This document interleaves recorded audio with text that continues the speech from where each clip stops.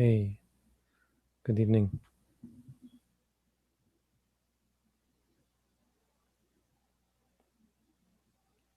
Hi, Robin. Can you hear me? I don't hear you. Okay, we're ready to start. So, good evening, everyone. Broadcasting live from Stony Creek, Ontario, August 9th. Oh, I heard you there. I hear you. Do you hear me?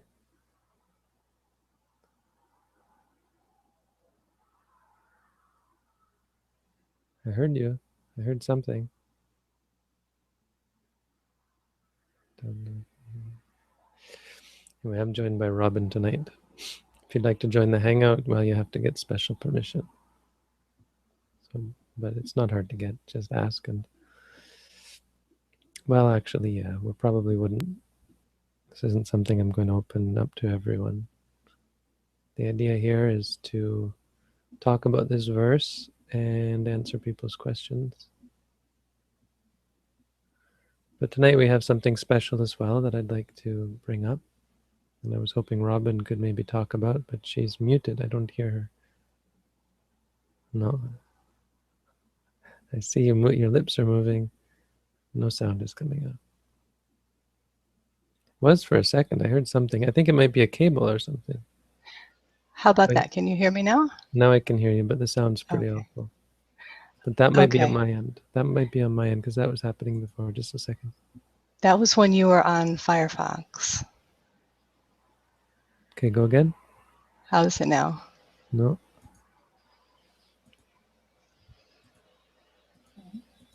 Yeah, it's at my end. There's some problem with Ubuntu.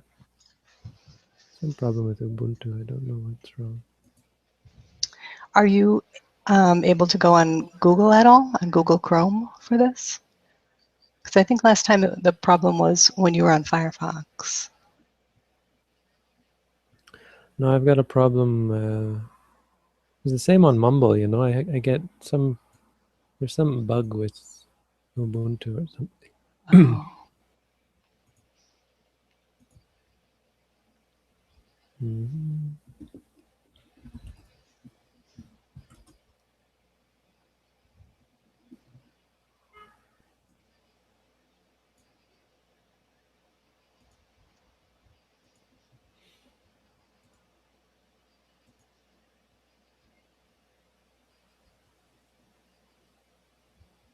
Unplugged.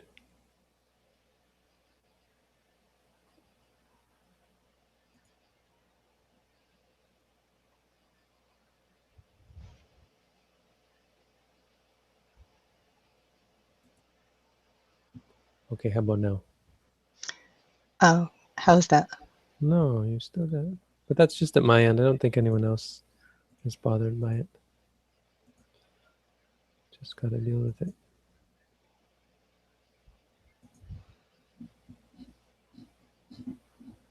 Mm-hmm.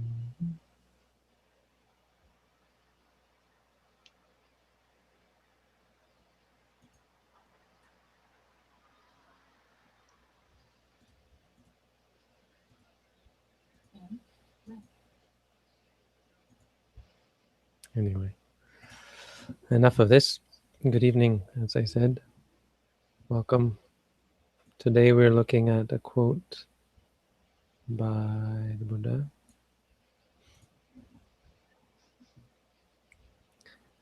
Actually, a conversation between him and a Brahmin. And the Brahmin says,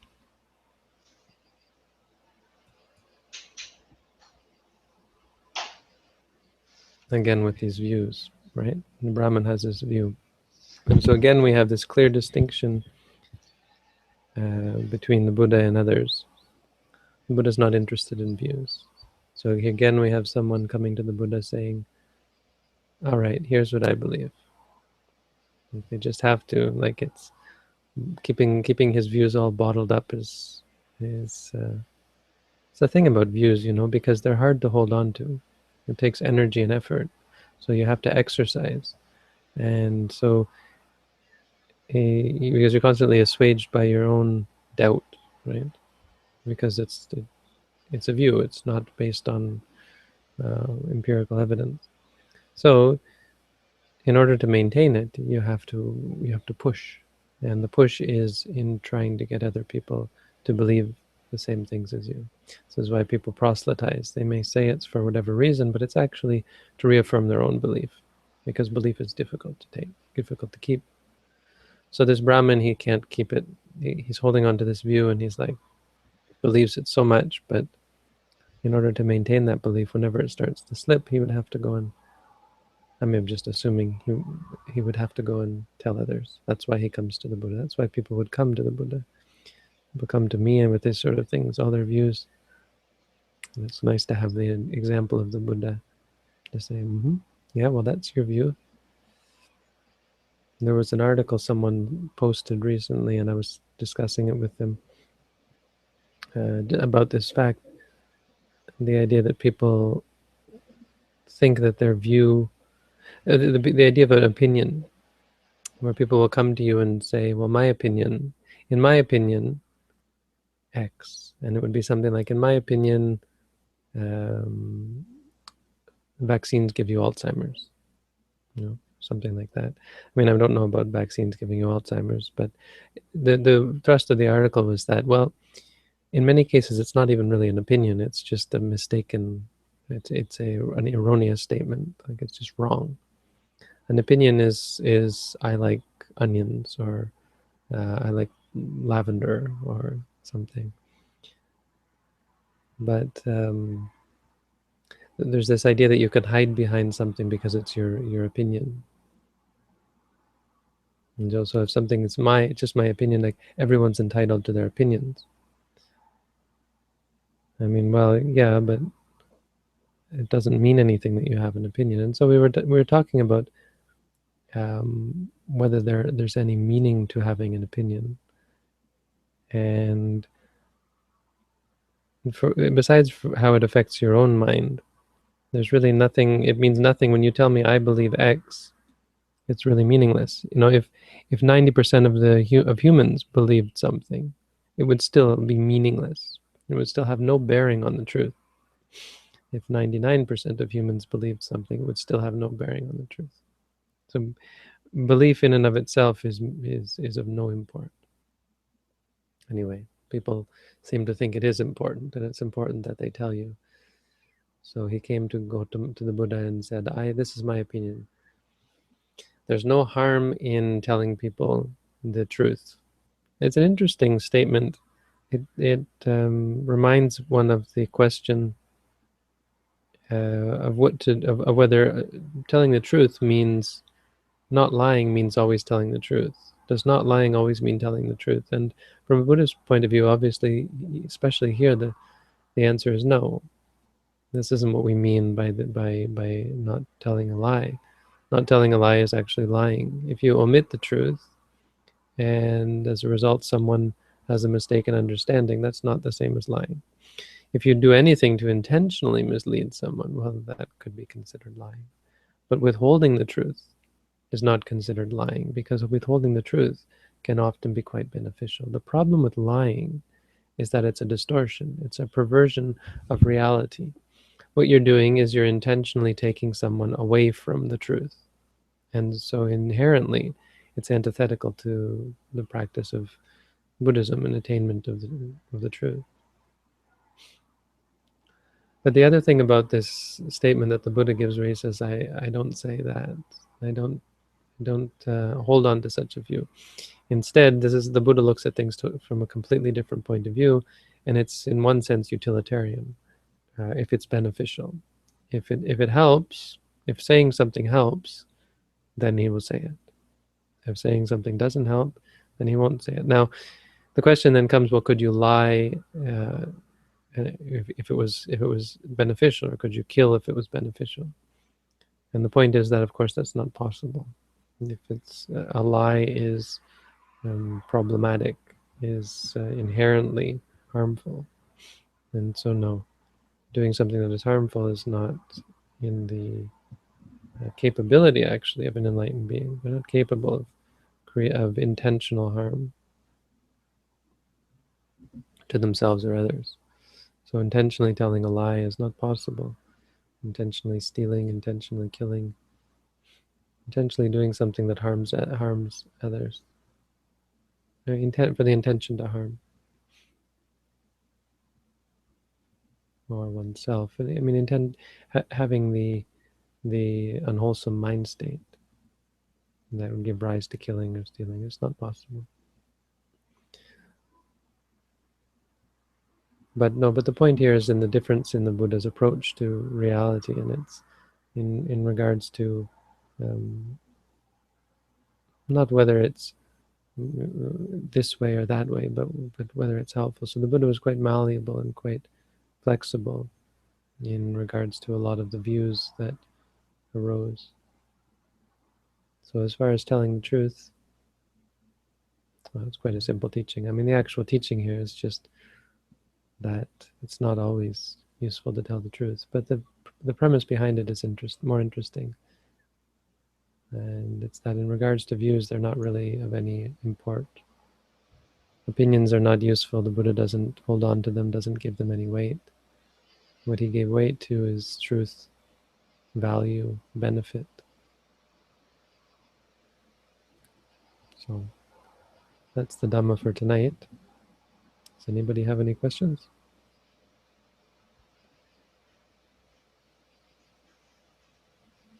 What if somebody can handle the truth? I don't understand.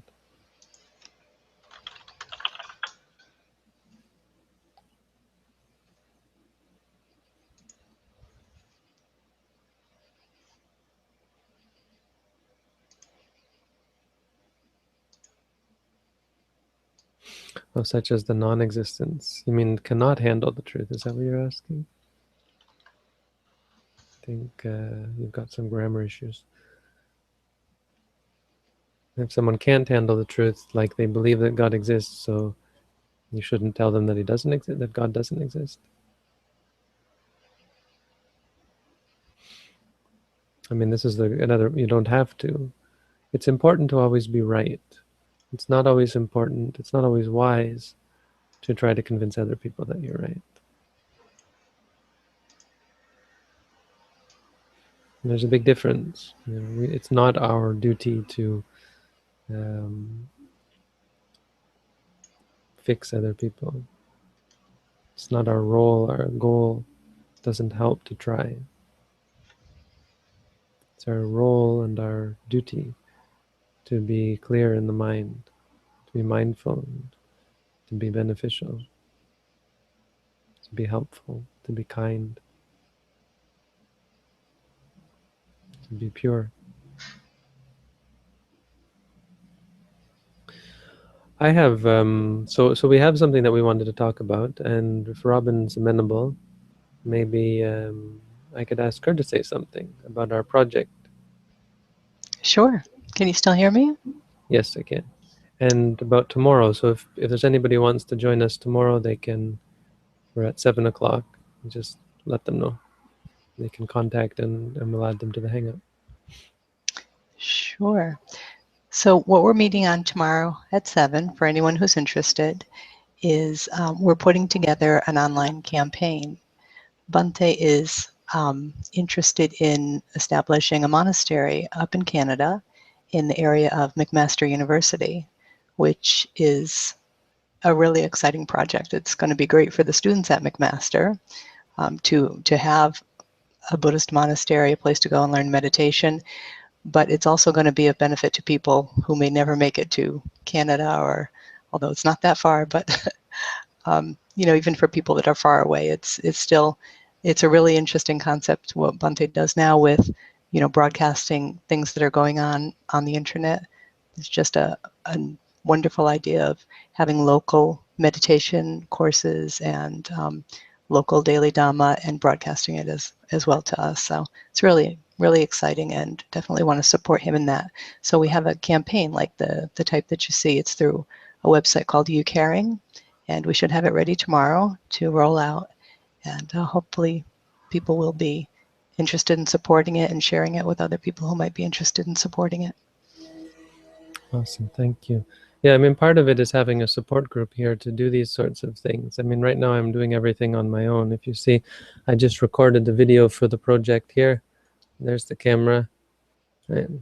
And then over there, there's a place to, anyway, I'm not going to show you my room. It's all messy. There's a station where that's currently or just finished transcoding the video. So it goes from this station to but I'm doing it all here in this small room. And so the idea is that probably should change. Yeah, so we're going to be starting up a place, but we need help and organizing and so yeah, support in making it happen. So tomorrow we're going to have a meeting, and if anyone would like to join the meeting, it's going to be online. Just let us know and we'll add you to the hangout at 7 p.m. Eastern. And other than that, just wait for the YouTube video to come out. Should have it. I mean, it's ready now. I just have to upload it, and then there's going to be links and everything there. So if you want to get involved.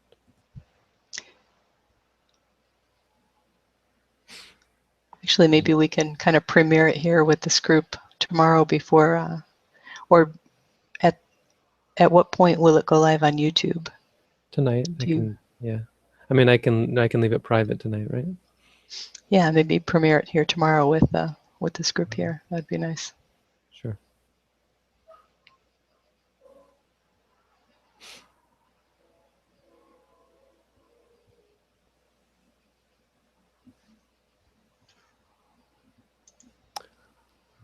Anyway, back to some questions.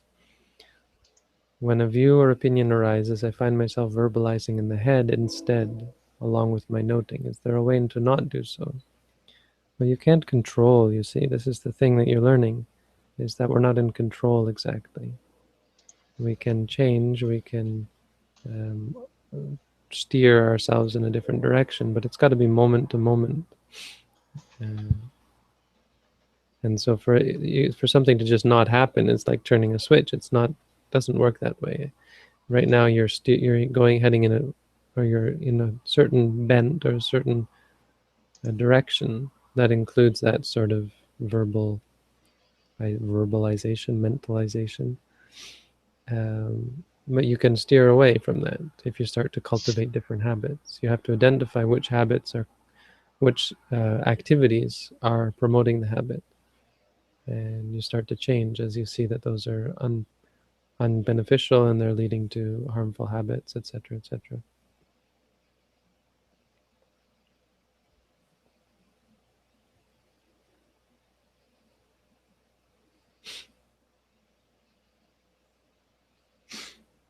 So when their father wants their children to be Catholic and they don't want,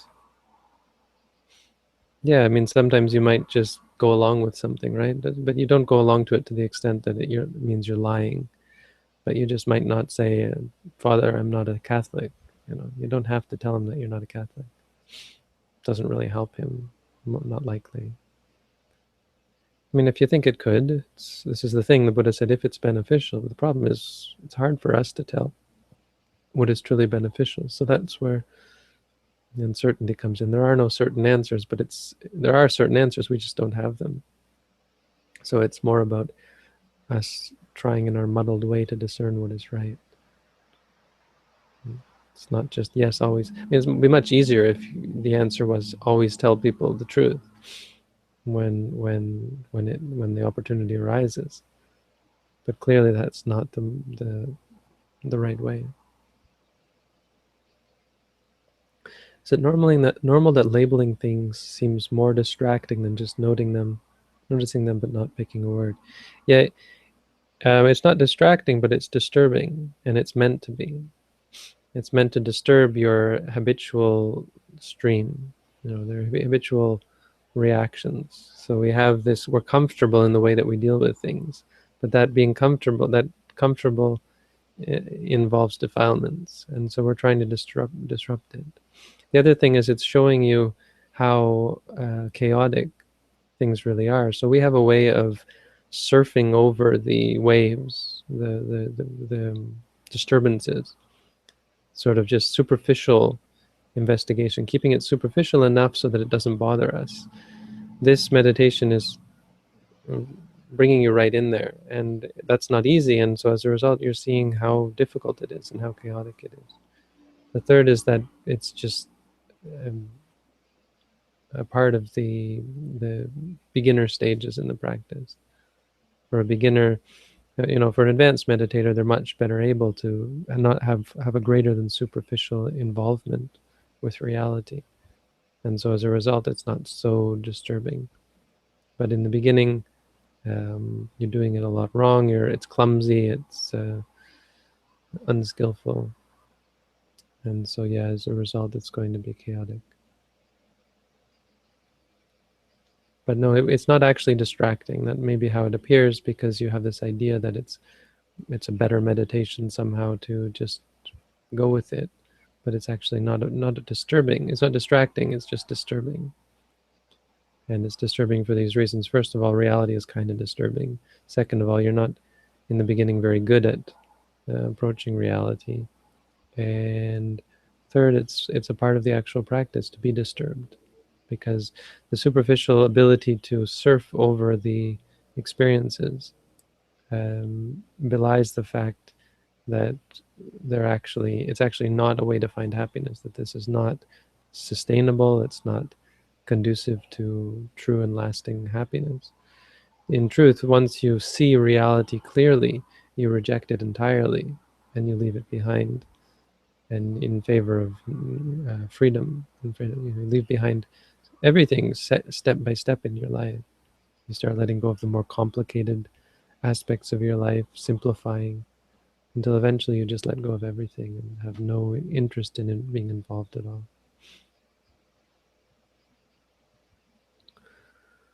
Right, okay, so some questions about this project that we kind of vaguely mentioned. I mean, I have to be a little vague because I can't say, but we need support. To make this happen, we need people to help. So if you want to help organize, there's a meeting, but we're going to set up something on a crowdsourcing site. Yes. So, Robin, you Yeah. want to explain? Sure. It's a nice site called UCaring, and there's a ton of crowdsource funding sites, but we were able to find one that doesn't charge a percentage other than the PayPal percentage, which everyone has to charge. That's a PayPal policy. So in other words, Bante's organization will receive the maximum amount of donations that are given to support this project. So we have the amount that we are hoping to raise, which is initially $6,000 to pay for some very basic expenses, the first and last month's rent and utilities, and just real basic things like that. So that will be available tomorrow. And it will be on YouTube, and the basic kind of thing that you can share on your Facebook if you so choose, or if you know particular people that might be interested, please share it with them. They can be shared by email, many different methods of just getting the word out, and it'd be a great way to support. And as far as the 7 o'clock meeting tomorrow, Bante, a couple of people were asking where to go. Now that's actually on Google Hangouts, right? Yeah, you have to get an invite. So you have to just send us an email or a message, and send one of us a message, and we'll add you. But that's an organizational meeting. It's only for if you want to be involved in organizing, and we don't need, I suppose, well, we're going to need a few people involved in spreading the word and brainstorming and working out logistics and so on. We have to find a property. We've been looking at rental properties, and we have to find the right one. We have to go take a look at it. So hopefully when I go to McMaster, we're going to find a community there who some people might be able to help out with these sorts of things. I just put my email in the chat window if anyone is interested in helping out and being a volunteer, or even just showing up just to kind of give some feedback. We'll be looking at the video and everything for the first time together, and just making sure we didn't overlook anything. So if anyone's interested in attending or helping out, just send me an email and I'll make sure Bante has that information. Okay, another question. Is Buddhism a religion that focuses on worship towards Buddha rather than your own well-being? I would say, Jacob, no. Simon says, Jacob, no. Absolutely. And pretty much the opposite, right? It's much more about your own well-being and very little about any sort of worship of any kind. I mean, we do kind of worship the Buddha in the sense that we think he is someone worthy of our reverence, but it's more like reverence than worship. The common word worship, I think, has become too much of sort of being devoted towards the simple ritual of as a god or something. The Buddha wasn't certainly a god. What would be your specific qualifications for ordination? Rule number one, don't ask me about ordination. Qualification number one, stop asking about ordination. And that's not really tongue in cheek because, I mean, it is, but it isn't. Because anyone who comes to me looking to ordain at this point, it's just a red flag. I'm sorry, that sounds probably pretty bad. And it's probably in your case not true, which is why I feel comfortable saying it. Because focus on meditation. And I'm not chastising you or anything. I'm saying you want it to happen. You're in, you're that serious. Then it has to be, I'm so serious about meditation. I want to put on a rectangle of cloth and keep doing it. It has to be that.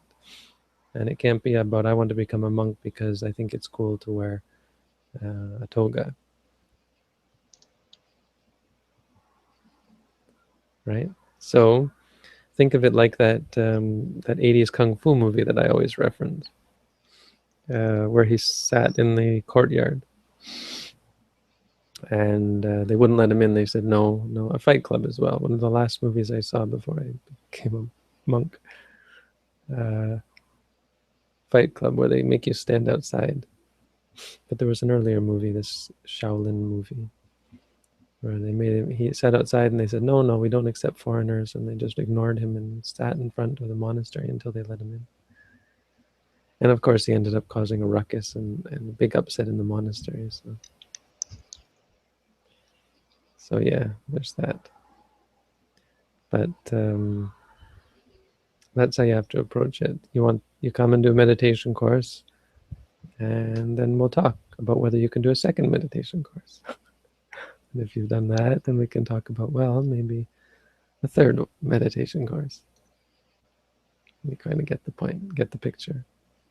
Because if we let you stay, then you can stay.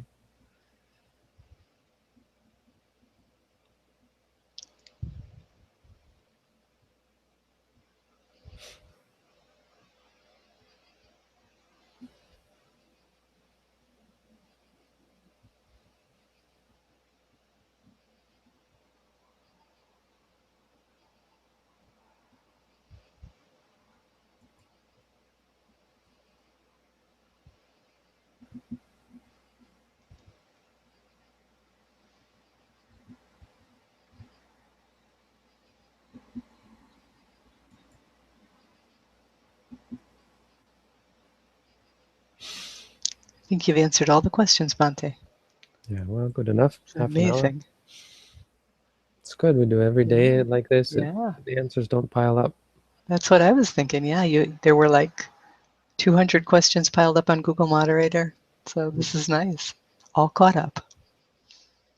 Awesome. Thank you, Robin, for being there to help. Oh, thank you. All right. Let's call it a night. See you all tomorrow. Thank you, Bhante. Be well.